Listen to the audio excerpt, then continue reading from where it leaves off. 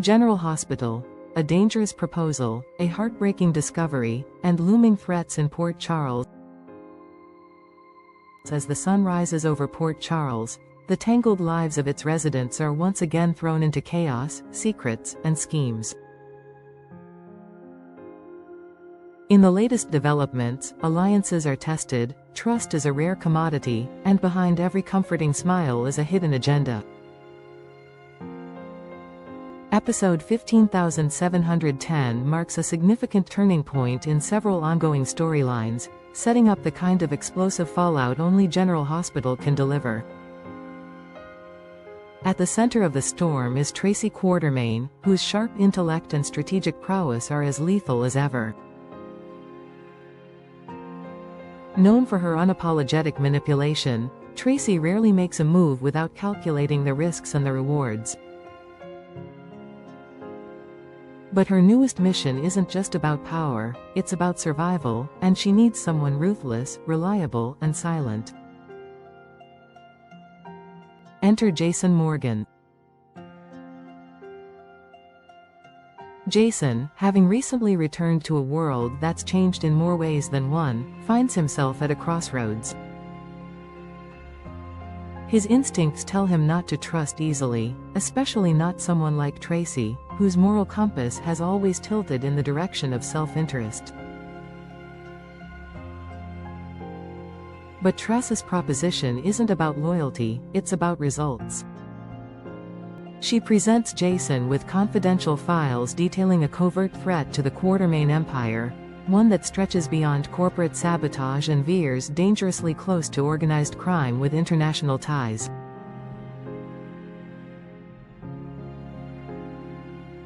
Tracy doesn't mince words.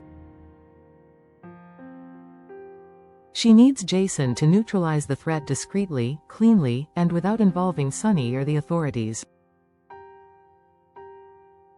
What she's offering in return remains undisclosed, but the implications are enough to make Jason pause.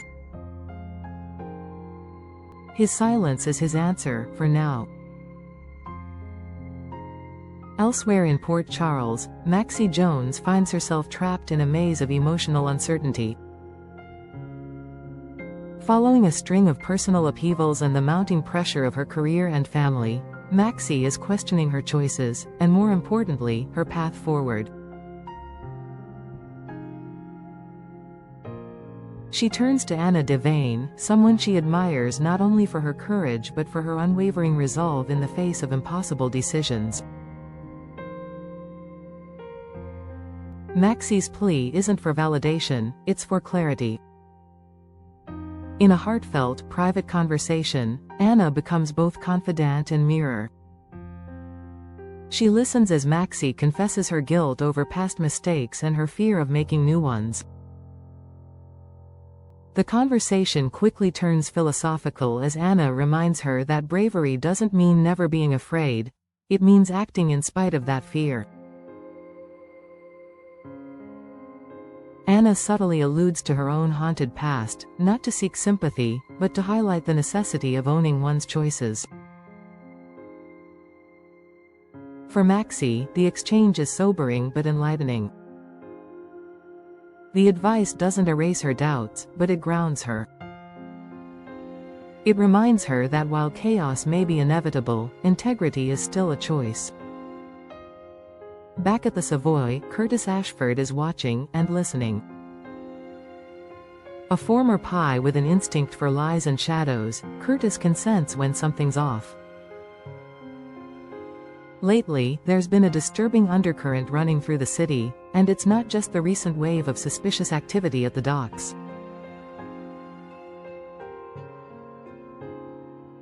Curtis is beginning to connect the dots, hushed conversations, disappearing shipments, and familiar faces reappearing under new pretenses.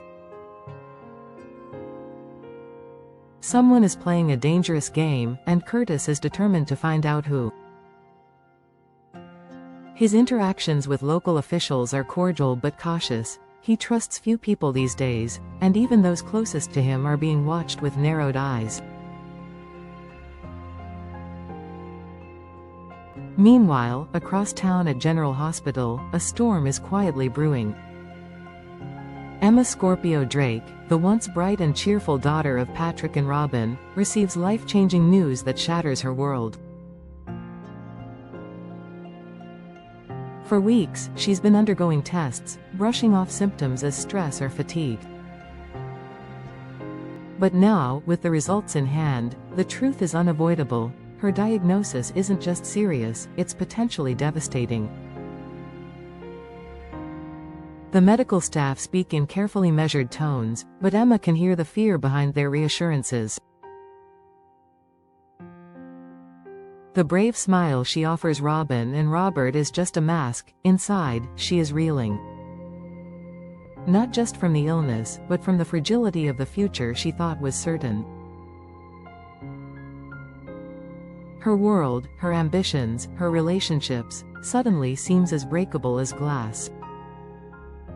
As if fate weren't cruel enough, the news reaches Jordan Ashford, who has barely had time to catch her breath amidst an ongoing investigation involving high-ranking city officials.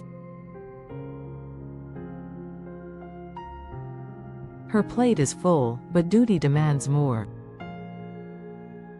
She meets with Mayor Laura Collins, providing her with a grim update on recent criminal activity that seems to stretch deeper than either of them anticipated.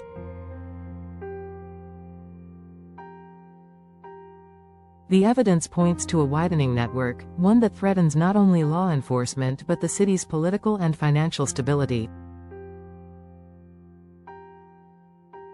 Laura, ever the pillar of moral strength, is shaken. She knows that what they're uncovering could unravel the very fabric of trust in Port Charles.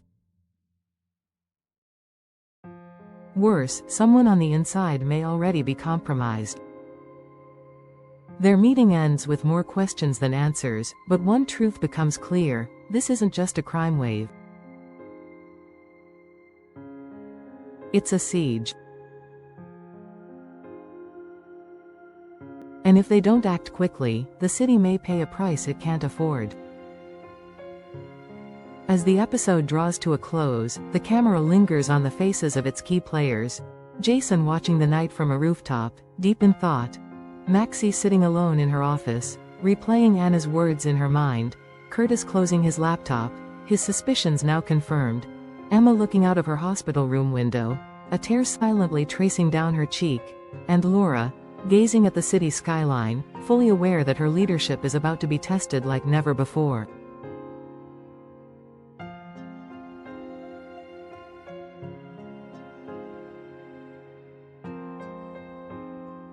General Hospital continues to weave a narrative rich with danger, emotion, and the constant battle between light and darkness.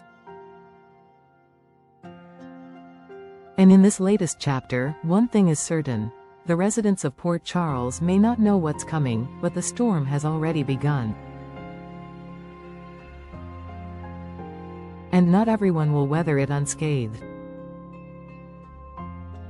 Would you like me to continue this storyline in the next episode?